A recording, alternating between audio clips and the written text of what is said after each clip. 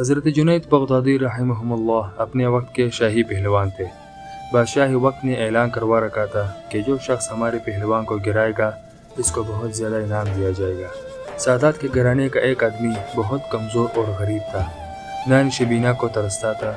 اس نے سنا کہ وقت کے بادشاہ کی طرف سے اعلان ہو رہا ہے کہ جو ہمارے پہلوان کو گرائے گا ہم اسے اتنا زیادہ انعام دیں گے۔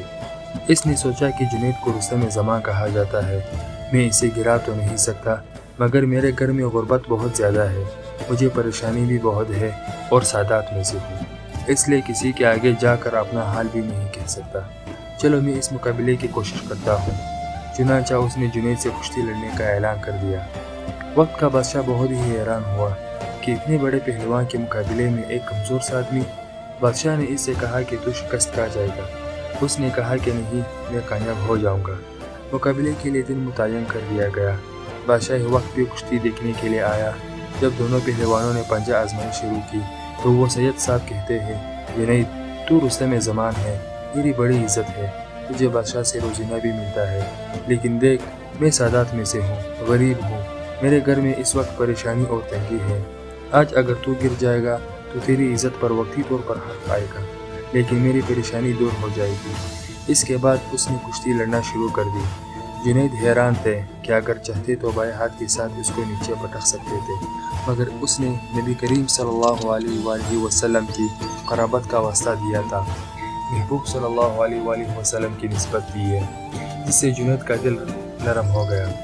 دل نے فیصلہ کیا کہ جنید اس وقت عزت کا خیال نہ کرنا، تجھے محبوب صلی اللہ علیہ وآلہ وسلم کے ہاں عزت مل جائے تو تیرے لیے یہی کافی ہے۔ چنانچہ تھوڑی دیر پنجہ آزمائی کی اور اس کے بعد جنید خود ہی چت ہو گئے اور وہ کمزور آدمی ان کے سینے پر بیٹھ گیا اور کہنے لگا کہ میں نے ان کو گرا لیا۔ بادشاہ نے کہا، نہیں، کوئی وجہ تو بن گئی ہوگی، لہٰذا دوبارہ کشتی کروائی جائے۔ چنانچہ دوبارہ کشتی ہوئی، جنید خود ہی گر گئے اور اسے اپنے سینے پر بٹھا لیا۔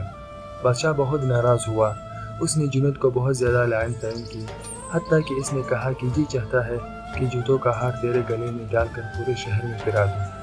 تو اتنے کمزور آدمی سے ہار گیا، اپنے وقتی ذلت کو برداشت کر لیا۔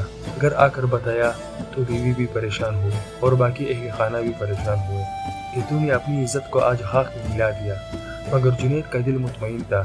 اس صفت کی وجہ سے جنید بغدادی بنے ہیں اور اللہ نے ان سے خوب دل کا کام لیا۔